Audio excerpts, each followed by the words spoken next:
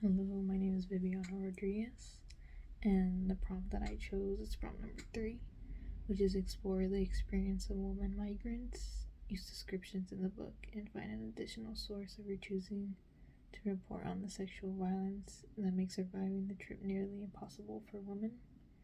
So, in the prologue of the novel, Enrique's Journey, the author Sonia Nazario explains that women decide to risk their lives and possibly be sexually assaulted to go to the US just to make enough money and provide a better opportunity for their children.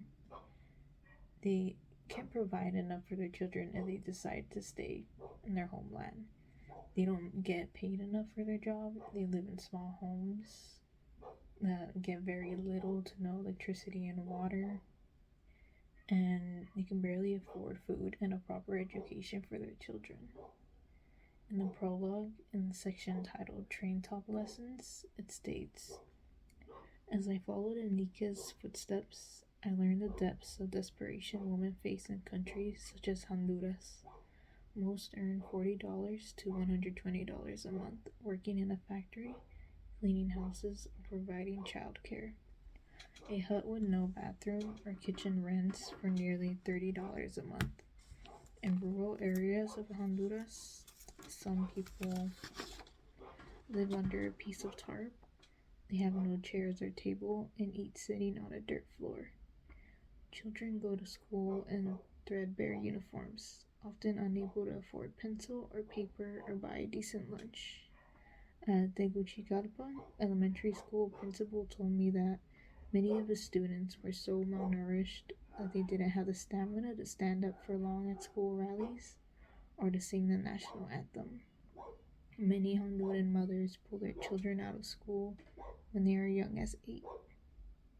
So, this shows that mothers will do anything to improve the lives of their children. No mother wishes to see their child hungry or struggling to survive.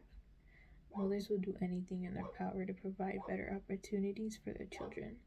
This is why they decide to make the dangerous journey to the United States. It is harder for women than it is for men to migrate to the US because they are almost guaranteed to be raped or sexually assaulted. On pages 77 to 78 of the novel Enrique's Journey, it states, let me find the page. Many are gang raped, including a Salvadorian woman, 4 months pregnant, who was assaulted at gunpoint by 13 bandits along the railroad tracks to the south.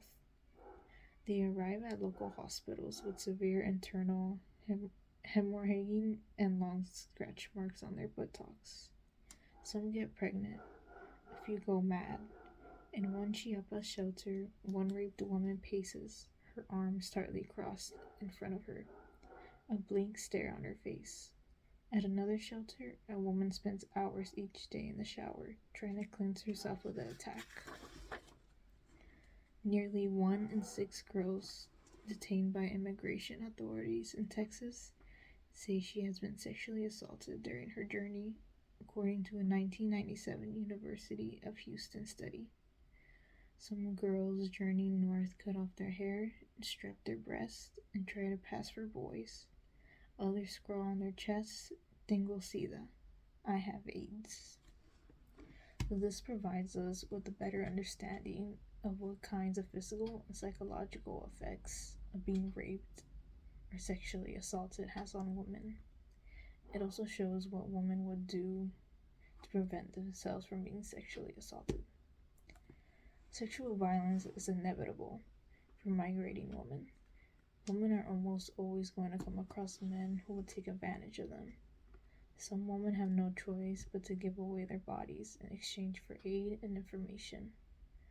According to the article La Bestia, Sexual Violence Against Latin American Immigrant Women on the website andsexualexploitation.org, it explains,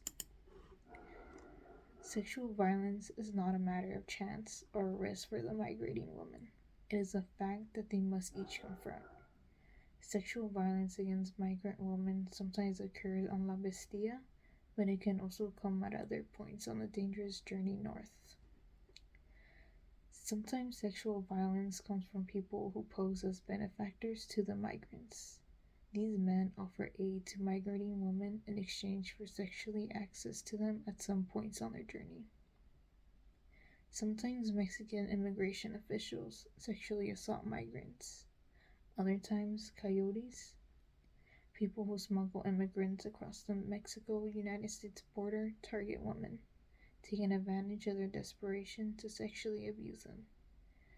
Even migrant shelters, which offer sanctuary, food, and temporary accommodations to immigrants, can be a source of sexual terror.